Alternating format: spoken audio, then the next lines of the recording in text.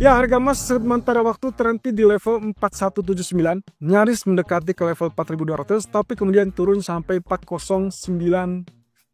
Kira-kira apakah ini membuat emas akan goyah dan kembali turun, atau mungkin sudah saatnya dia terkoreksi tajam? Tapi ada beberapa catatan yang mungkin harus kita lihat dari pergerakan masa lampau atau histori sepanjang 1-2 bulan terakhir. Oke, inilah grafik dari DXY atau indeks dolar yang ternyata kembali mengalami kenaikan di malam hari ya. Posisinya dia sempat turun waktu hari Jumat, tapi kemudian dia beralih dengan kenaikannya. Nah, kondisinya adalah waktu dia terjadi penurunan pun itu sebetulnya dia tertahan di level yang bisa dibilang kategorinya adalah level support kuat ya. Posisi ini kecenderungannya akan memberikan kesempatan bagi US dollar atau indeks dolar, terutama kaitannya dengan kemungkinan potensi kenaikan lanjutan. Ya, seperti yang terlihat di sini, posisinya tertahan di level support, lalu kemudian dia terpantul, dan hanya saja posisinya juga belum terlalu lebih tinggi ya daripada proyeksi sebelumnya ataupun ketinggian sebelumnya. Oke, tapi berarti ini persis dengan apa yang kita bahas di hari Senin kemarin. Kondisi ini, candlestick yang panjang atau long candlestick, itu akan membuat dia sebagai resisten pertama, dan persis sampai saat ini dia masih tetap tertahan di bawah 50% real body candle.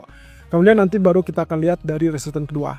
Jadi pada dasarnya pergerakannya masih relatif stabil dan belum melihat ada gejala-gejala yang mencurigakan. Tapi at least untuk saat ini kita asumsikan bahwa kenaikan tersebut masih tetap bertahan di atas area resisten dari trend channel.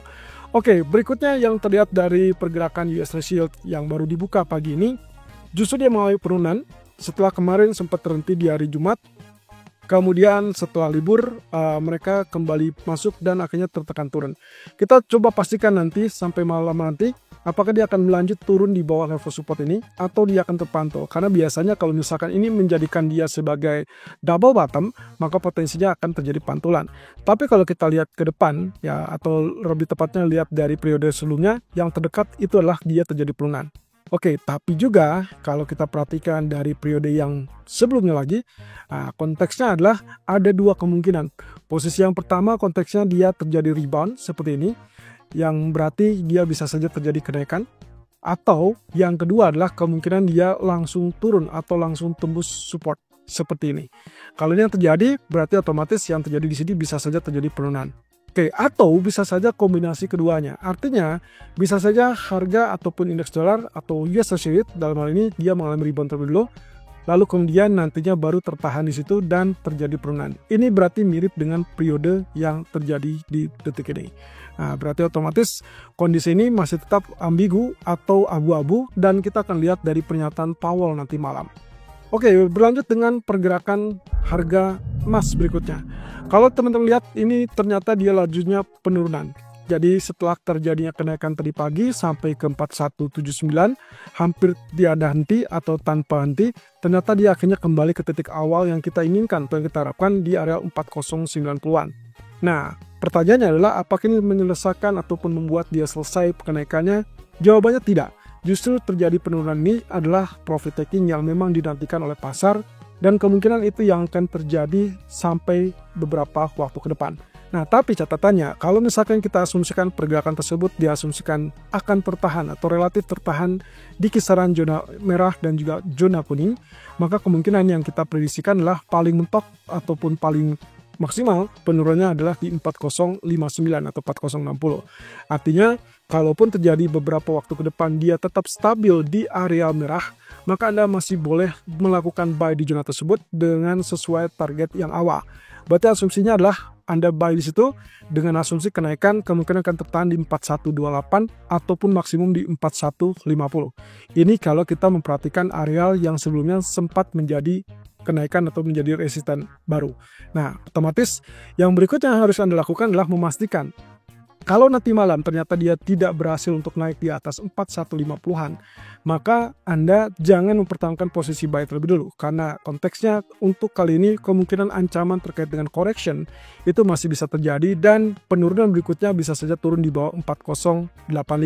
Dan itu berarti targetnya adalah ke 4060 dan di target berikutnya Anda boleh pertimbangkan untuk kembali lakukan buy dengan asumsi bahwa penurunan sudah selesai di zona ini dan juga diperkirakan sebagai zona support tangguh ataupun demand tangguh yang sebelumnya sempat menjadi resisten. Sehingga pada dasarnya penurunan ini adalah kesempatan yang lebih bagus karena sebelumnya dia berada di zona overbought. Nah, praktis kalau kita perhatikan dari pola pergerakan daily, kelihatannya penurunan ini cukup menarik teman-teman. Karena kalau teman-teman perhatikan dari beberapa waktu lalu, dari sejak Jackson Hole Symposium lebih tepatnya, dia mengalami kenaikan, tapi kemudian dia tidak pernah ada koreksi yang terlalu tajam. Sampai beberapa waktu lalu pernah terjadi koreksi, tapi kembali lagi naik, kemudian koreksi, naik kembali, dan seterusnya. Dan kalau kita berdasarkan historicalnya, maka kemungkinan kalau kita perkirakan seperti demikian, Anda bisa perhatikan setiap pergerakan yang terjadi di periode yang lampau, kurang lebih saya menganggap inilah dari periode September ya. Yang terjadi Anda bisa lihat penurunan candle kurang lebih $52, lalu kemudian hari berikutnya itu dibalas selama 3 hari berturut-turut dengan kenaikan sejumlah total $135. Dan itu berarti total 2,5 kali lipat dari penurunannya. Nah, kemudian di periode berikutnya juga sempat terjadi penurunan sekitar $79 dan dibalas lagi dengan kenaikan 3 candle berturut-turut atau 3 hari berturut-turut dengan $159 total. Dan itu adalah kurang lebih 2 kali lipat dari penurunannya. Dan periode berikutnya terjadi penurunan minus $62 tapi dibalas dengan $173 3 atau 4 hari berturut-turut. Dan itu berarti total sekitar 2,7 sampai 3 kali lipat dari penurunannya. Dan periode berikutnya, Anda bisa bayangkan, penurunan $77 itu dibalas dengan $221 kenaikan di 4 atau 5 hari berturut-turut. Dan itu mencerminkan 2,8 sampai 3 kali lipat dari penurunan. Maka kalau misalkan kita bicara tentang yang terjadi di masa lampau atau dalam 1-2 bulan terakhir, Anda bisa bayangkan kalau misalkan terjadi penurunan, sebagai contoh yang pernah terjadi di hari Jumat yang lalu dengan penurunan $112, itu berarti kalau kita asumsikan yang paling dekat adalah 2 kali lipat dari penurunan ini, maka otomatis kenaikan yang saat ini terjadi harusnya sudah terhenti di area 4171. Kali ini dia sempat bertahan atau naik sampai 4179. Kita anggap saja itu bonus yang sedikit lebih tinggi dan itu masih tetap dalam kategori 2 atau 2,5 kali lipat. Nah, tapi kalau ternyata kenaikan tersebut masih bisa kurang lebih extend sampai 2,7 atau bahkan 2,8 kali lipat dari penurunan $112, maka target proyeksi berikutnya Anda bisa bayangkan dia kemungkinan akan tembus level 4200 dan hitungan kami adalah di area 4260, 4280. So, apakah penurunan ini sudah selesai? Jawabannya bisa ya, bisa tidak. Tapi kalau lihat dari konteks yang terjadi dalam 2 bulan terakhir, termasuk juga faktor fundamental yang masih tetap mendukung kenaikan, maka penurunan tersebut adalah hanya sekedar profit taking ataupun koreksi singkat.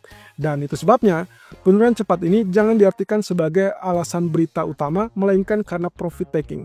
Dan kalau kita tarik dengan potensi dari Fibonacci retracement, maka dia terlihat tertahan di level 38,2% dan juga mendekati 50%. Yang artinya, lagi-lagi itulah zona golden zone, yang berarti area buy yang cukup ideal untuk kita targetkan kenaikan berikutnya. Nah, di sisi lain, kalau kita perhatikan dari pound sterling, kelihatannya data ekonomi tadi siang itu kecenderungannya menekan arah pound sterling. Walaupun kita perhatikan tingkat upah yang relatif lebih baik, tapi ternyata dengan kondisi bahwa lapangan pekerjaan ataupun pasar tenaga kerja yang relatif lebih lemah, maka itu membuat pasar pound sterling kecenderungannya relatif turun. Sehingga dalam hal ini dilemahkan oleh kemungkinan US dollar yang rebound, lalu kemudian juga faktor internal adalah data ekonomi, maka potensi yang berikutnya akan terjadi adalah kita akan melihat penurunan di bawah 1.3260. Kalau ini terjadi, silakan pertahankan sell, dan proyeksi targetnya Anda tinggal gunakan Fibonacci expansion seperti demikian. Anda bisa tarik sesuai dengan apa yang terjadi di Fibonacci retracement, kemudian expansion yang kita raih adalah swing high terakhir, dan kita dapatkan area target expansion 61,8% di 1.3220-an, lalu kemudian extension 100% di area 1.3140. Berarti kalau begitu, kemungkinan untuk terjadinya penurunan lebih lanjut itu lebih terbuka. Termasuk juga untuk kondisi dari crude oil. Kalau Anda perhatikan dari crude oil sampai detik ini dia tetap dalam jalur penurunan setelah dia berhasil tembus level $60.